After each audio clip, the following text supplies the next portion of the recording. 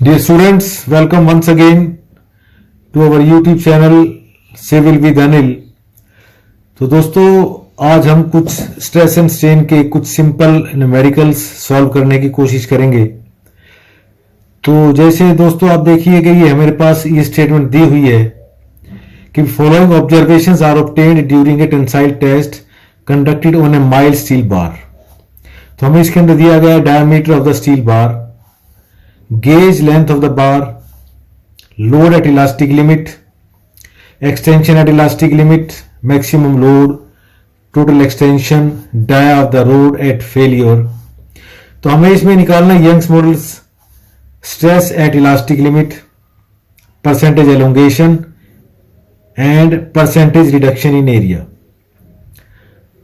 तो दोस्तों ये बहुत ही सिंपल सा सवाल है। इसके अंदर जैसे हमें पता है कि जो हमारा सिंपल सा फॉर्मूला है कि जैसे हमें पता है कि जो स्ट्रेस जो होती है, stress is equal to load divided by area.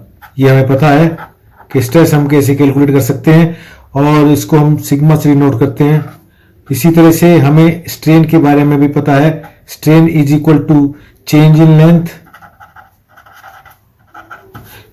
Length by original length.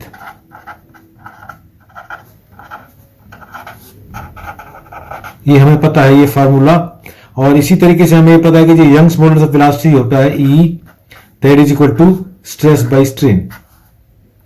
लेकिन ये जो कंडीशन है हमारी यंग्स मॉडल्स ऑफ इलास्टिसिटी की, ये जो है ये जब वैलिड होती है जबकि हमारा जो स्पेसिमन है वो विद इन इलास्टिक लिमिट हो। तो इसीलिए हमें दिया गया, इसके अंदर जो लोड भी दिया गया है, लोड एट इलास्टिक लिमिट, मतलब विद इन इलास्टिक लिमिट जो लोड इस पे 300 किलो न्यूटन का लोड लगा हुआ है। ये डायमीटर ऑफ द बार है और ये उसकी गेज लेंथ है, इतनी लेंथ है इसकी ओरिजिनल लेंथ। तो हम सबसे पहले इसके अंदर कैलकुलेट करेंगे स्ट्रेस। तो स्ट्रेस निकालने के लिए हम इसके अंदर लिखेंगे stress is equal to load divided by area. तो जो लोड हमारे पास लगा load at elastic limit that is 300 kilo newton. 300 kilo newton है तो हमने इसको न्यूटन में कन्वर्ट कर दिया। 300 डिवाइडेड बाई मल्टीप्लाइड बाई 1000 तो हमारे ये न्यूटन में कन्वर्ट हो गए। और अब हम इसको एरिया निकाल दिया। एरिया हमें dia of the steel bar दिया हुआ 4 सेंटीमीटर।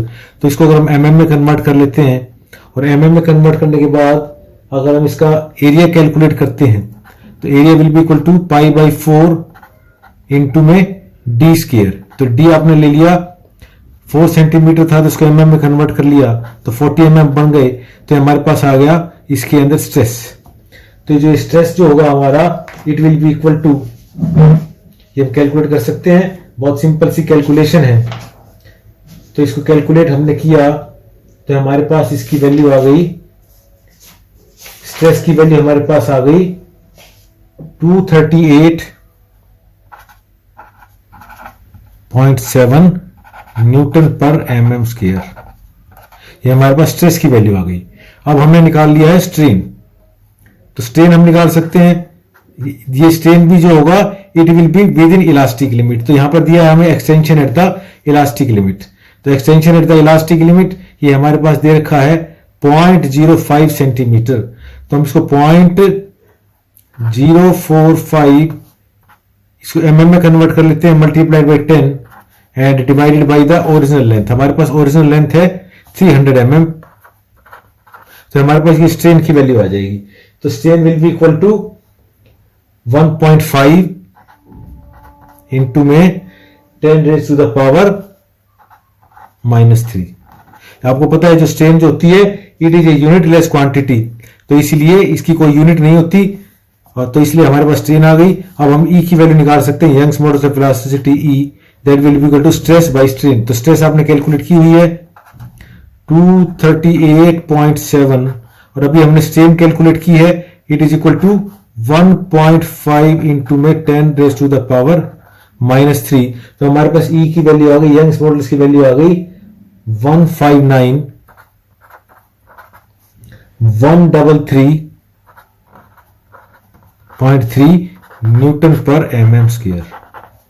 तो इसकी जो यंग्स मॉडल्स है इसकी भी यूनिट वही होती है जो कि हमारी यूनिट स्ट्रेस की रहती है। तो स्ट्रेस की आपको यूनिट पता है, न्यूटन पर mm स्क्वायर। लोड हमने न्यूटन में ले रखा है, एरिया हमने mm स्क्वायर में ले रखा है, तो हमारे पास E की वैल्यू आ गई यंग्स मॉडल्स ऑफ, ये हमारे पास यंग्स मॉडल्स ऑफ इलास्टिसिटी आ गया। तो हमने ये स्ट्रेस एट इलास्टिक लिमिट निकाल दिया। अब हमारे पास दूसरा हमारे पास ये करना है, हमारे पास ये स्ट्रेस भी आपने पहले ही कैलकुलेट कर दिया है और ई की वैल्यू हमारे पास आ गई है, यंग्स मॉडल्स की वैल्यू आ गई है। अब हमारे पास थर्ड जो है हमारे पास निकालना हमें परसेंटेज एलोंगेशन। तो इसके अंदर एलोंगेशन कितनी हुई, तो हमारे पास ये टोटल एलोंगेशन निकालेंगे। इसके अंदर हमारे पास टोटल एक्सटेंशन दे रखी है 7.5 सेंटीमीटर, ये दे रखा है हमें टोटल एक्सटेंशन है। तो हमें निकालना भी इसके अंदर हमारे पास टोटल एक्सटेंशन कितनी हुई। तो उसके लिए हम क्या करेंगे, फिर इसके अंदर percentage elongation that will be equal to, हमारे पास हो जाएगा इसके अंदर जो लेंथ है हमारे पास 7.5 सेंटीमीटर है ये, तो हमने 10 से गुणा कर दिया, ये हमारे पास टोटल एलोंगेशन हो गई। और इसको हमने डिवाइड कर दिया ओरिजिनल लेंथ से, ओरिजिनल लेंथ थी हमारे पास 300 mm इंटू में 100, तो हमारे पास परसेंटेज एलोंगेशन आ जाएगी, this will give you the 25%। तो हम कैलकुलेट करेंगे, सिंपल फॉर्मूला है, इस तरीके से we can calculate the percentage elongation. अब हमारे पास नेक्स्ट काम है इसके अंदर निकालना कि परसेंटेज रिडक्शन इन एरिया, इसके अंदर एरिया हमारा कितना रिड्यूस हो गया, परसेंटेज रिडक्शन इन एरिया।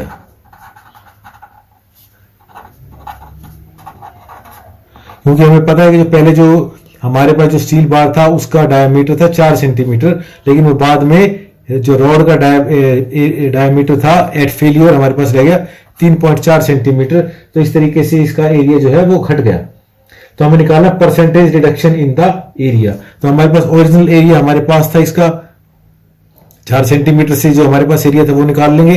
तो हमारे पास परसेंटेज रिडक्शन कितना होगा, मान लीजिए इसका जो एरिया अगर हम 4 सेंटीमीटर से लेते हैं तो इट्स एरिया इज 1256, हम कह सकते हैं 1256.6 माइनस में जब हमारे पास इसका एरिया डायमीटर 3.4 mm रह गया तो इसका एरिया हम ऐसे निकाल सकते हैं π/4 इंटू में 3.4 का स्क्वायर डिवाइडेड बाय जो हमारे पास एरिया ओरिजिनल था दैट वाज 1256.6 मल्टीप्लाइड बाय 100। तो इस तरीके से हम ये निकाल सकते हैं हमारा एरिया इतना रिड्यूस हो गया। तो it comes out to be 27.75%, इतना एरिया इसके अंदर रिड्यूस हो गया। तो इस तरीके से हम निकाल सकते हैं कि जो स्ट्रेस कैसे निकालते हैं, हमें पता है ये फार्मूला है, स्ट्रेन हमें पता है, यंग्स मॉडल्स का फार्मूला हमें पता है। तो इस तरीके से हम ये सभी सिंपल सी कैलकुलेशंस करके हम इसका ये 2-3 जो भी बात पूछी गई है ये हम सब कैलकुलेट कर सकते हैं। अब हमारा दूसरा इसके अंदर न्यूमेरिकल है। इस न्यूमेरिकल के अंदर हमें ये दिया हुआ है, जैसे आप देख सकते हैं कि हमारे पास एक बार है 300 mm लॉन्ग, ये देखिए हमें ये 300 mm लॉन्ग एक बार दी हुई है जिसका कि कुछ पोर्शन जैसे ये 120 mm जो है इसका जो एरिया है वो 50 गुना 50 mm का है फॉर 120 mm लेंथ, जो इसका जो ये 20 mm डायमीटर फॉर 80 mm, ये 80 mm इसकी लेंथ है, ये 20 mm डायमीटर है इसका, और जो 40 mm diameter for the remaining length. इसकी जो रिमेनिंग लेंथ बच गई जो 300 टोटल थी, तो इसमें 120 और 80 200 mm ये हो गया 100 mm जो हमारे पास थी उसका जो लेंथ है 100 mm है और उसका जो डायमीटर है 40 mm ये हमें दिया हुआ है। If the tensile force of 80 kilo Newton is applied, इसके ऊपर एक टेंसाइल फोर्स लगी हुई है 80 किलो न्यूटन की, ऐसे दिखाया गया है 80 किलो न्यूटन इस पे एक टेंसाइल लोड लगी हुई है 80 kilo Newton. Calculate the stresses induced in the different sections, तो इसके अंदर जो डिफरेंट सेक्शंस उसमें कितनी स्ट्रेस इंड्यूस होगी, and the total elongation of the bar, और इस बार की टोटल कितनी लंबाई इंक्रीज होगी ये हमें निकालना है। तो जैसे दोस्तों आपको पता है कि जो ये हमारे पास एक ही सेक्शन है, एक ही बार है, तो इसके ऊपर जो लोड लगेगा 80 किलो न्यूटन का ये सभी के ऊपर ही अप्लाई होगा, लेकिन इसके अंदर जो स्ट्रेसेस डेवलप होंगी they will be according to the cross sectional area, क्योंकि हमें पता है कि जो स्ट्रेस जो होती है ये एरिया के ऊपर डिपेंड करती है कितने एरिया पे वो लोड लगा हुआ है। तो इसके अंदर जैसे हम डिफरेंट सेक्शंस के अंदर इसका एरिया कैलकुलेट कर सकते हैं। इसको मान लिया हमने 1 मान लिया, इसको हमने 2 मान लिया और इसके हमने 3 मान लिया। A1, तो हम इसके अंदर A1 निकाल सकते हैं। A1 कितना होगा, तो हमें पता है कि ये किस तरह का सेक्शन है, इस तरह से एक क्रॉस सेक्शन दे रखा है हमें 50 गुना 50 का, तो इसका एरिया हम निकाल सकते हैं सिंपल 50 गुना में 50, तो it will give you 2500 mm square. ये रेक्टेंगल से ये स्क्वायर सेक्शन है। उसके बाद जो हमें दूसरा एरिया दे रखा है 2, इसका है डायमीटर 20 mm, तो ये सर्कुलर एरिया है, तो हम इसके अंदर A2 निकाल सकते हैं। A2 will be equal to π/4 into में 20 का स्क्वायर, तो इसका हम एरिया निकाल देंगे, तो it's comes out to be 314.16 mm square. ये हमारे पास A2 आ गया। अब हम A3 निकाल सकते हैं। A3 हमें पता है यहाँ पर इसका डायमीटर दे रखा है हमें 40 mm डायमीटर, तो यहाँ पर इसका एरिया हम निकाल सकते हैं π/4 इंटू में 40 का स्क्वायर, तो ये हम एरिया निकाल देंगे, तो it comes out to be 1256.6 mm square. तो हमारे पास तीनों जगह का अलग अलग एरिया आ गया कि यहाँ पर एरिया कितना होगा, यहाँ पर एरिया कितना होगा, यहाँ पर एरिया कितना होगा, तो हम इसके हिसाब से स्ट्रेस कैलकुलेट कर सकते हैं कि सेक्शन 1 पे स्ट्रेस कितनी पैदा होगी, 2 पे कितनी पैदा होगी, 3 पे कितनी पैदा होगी। तो इसके लिए हम स्ट्रेस निकाल सकते हैं। Stress at 1 that will be equal to load divided by area. Load आपको पता ही है कि 80 किलो न्यूटन का लोड लगा है एंड डिवाइडेड बाई एरिया, तो यहाँ पर एरिया हमारे पास है 2500 mm स्क्वायर, तो हमारे पास इसका स्ट्रेस आ जाएगी, तो हमारे पास stress will be equal to 32 newton पर mm square. This will be stress at section 1। इसी तरह से सेक्शन 2 पर स्ट्रेस हम निकाल सकते हैं, क्योंकि लोड एक ही लगा हुआ है। अब यहां पर एरिया हमारे पास घट गया, यहां पर हमारा एरिया होगा 314.16 mm स्क्वायर हो गया हमारे पास, तो यहां पर हमारे पास स्ट्रेस जो हो जाएगी it will comes out to be 254.7 newton पर mm स्क्वायर। यहां पर स्ट्रेस हो जाएगी। इसी तरीके से तीसरे पॉइंट पर हम स्ट्रेस निकाल सकते हैं, तो लोड वही है हमारे पास 80,000 और यहां पर एरिया हमारे पास है 1256.6, तो अगर यहां पर हम स्ट्रेस कैलकुलेट करते हैं तो this stress comes out to be 63.7 newton पर mm स्क्वायर। तो इस तरीके से we can calculate the stress at different section. कहीं पर भी इस पूरे सेक्शन में इतनी स्ट्रेस रहेगी, इस सेक्शन में इतनी स्ट्रेस रहेगी और इस सेक्शन में इतनी स्ट्रेस रहेगी। तो जो लोड लगेगा, तो लोड लगने की वजह से इसके अंदर चेंज इन लेंथ आएगी या इसके अंदर एक्सटेंशन कितना होगा, तो उसका हमें फॉर्मूला पता है, delta L is equal to WL/AE। तो W लोड है, L उसकी लेंथ है, ओरिजिनल लेंथ है, A उसका क्रॉस सेक्शनल एरिया है और E यंग्स मॉडुलस है। तो हमें दिया हुआ है, E की वैल्यू हमें दे रखी है, W हमें पता ही है सेम, L हम अलग अलग रहेगा, इस सेक्शन के लिए अलग, इसके लिए अलग, इसके लिए अलग, तो हम तीनों के लिए अलग अलग चेंज इन लेंथ भी निकाल सकते हैं और टोटल भी निकाल सकते हैं। तो इसके अंदर हमारे पास delta L will be equal to W into में L। अब W into L upon AE, ये हमें फार्मूला पता है, तो W आपको A की कॉमन भी निकाल सकते हैं। इसके अंदर जो वेरिएबल है, सिर्फ इसके अंदर वेरिएबल हमारे पास क्या चीज है, जो इसका लेंथ वेरिएबल है और एरिया वेरिएबल है, बाकी W और E जो है दे आर ऑल कांस्टेंट। तो W आपको पता है 80,000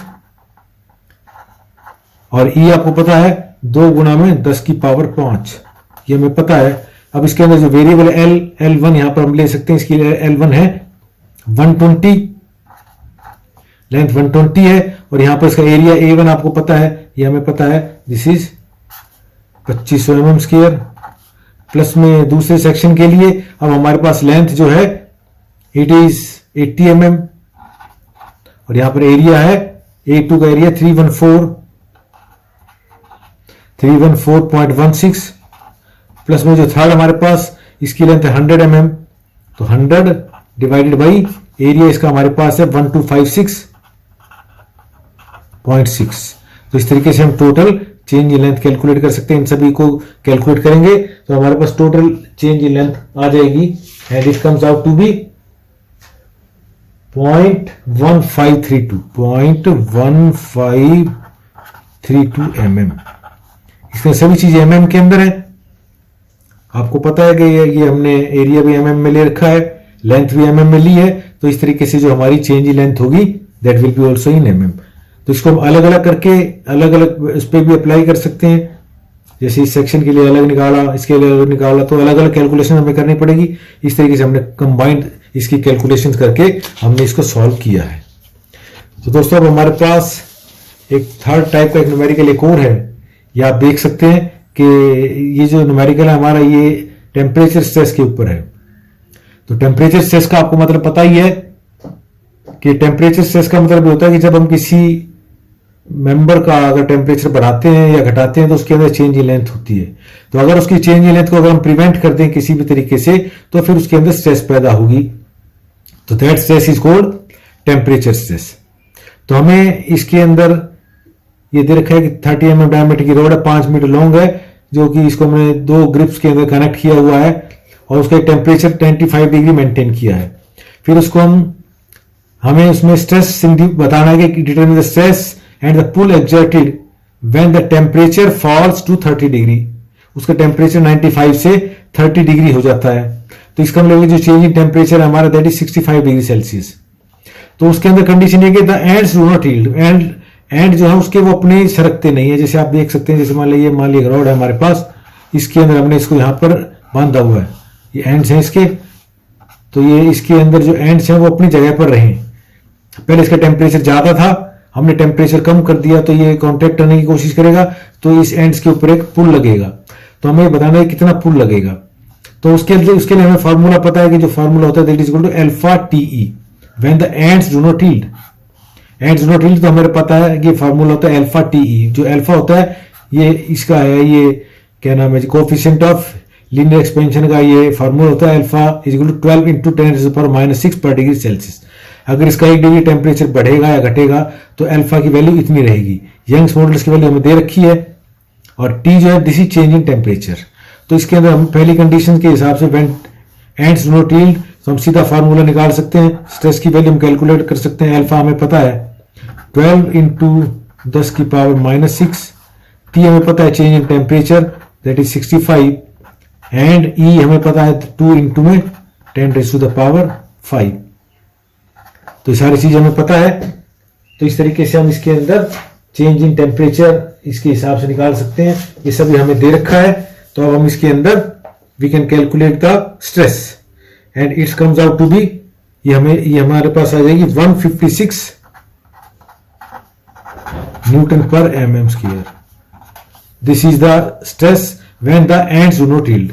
ये पहली कंडीशन है हमारी। अब दूसरे के हिसाब से अगर हम कैलकुलेट करते हैं तो इसके अंदर हमारे पास ये स्ट्रेस की वैल्यू हमें निकालनी है। तो इसमें हमारा फॉर्मूला है अल्फा टी। अल्फा हमें पता है 12 इंटू में 10⁻⁻6, टी हमें पता है 65, माइनस में अब हमें दे रखा है जो एंड जो हमारे the ends yield by 1.2 mm। जो एंड जो हमारे वो 1.2 जो है mm सरक जाते हैं अपनी जगह से। तो इसका मतलब है कि इसके अंदर जो स्ट्रेस पैदा होगी वो कम स्ट्रेस पैदा होगी, क्योंकि इसको जो हमने जो टोटल जो उसके अंदर जो कॉन्ट्रैक्शन होनी थी उसको हमने टोटल उसको प्रिवेंट नहीं कर पाए। तो हमें ये पता है एक्स वाई की वैल्यू हमें पता है इट्स 1.2 और जो लेंथ है हमारे पास ये दे रखी है 5 मीटर लॉन्ग। तो 5 मीटर को हम उसको mm में कन्वर्ट करेंगे 5000 mm and multiplied by E. ई हमें पता है ई इज 2 इंटू 10⁵5।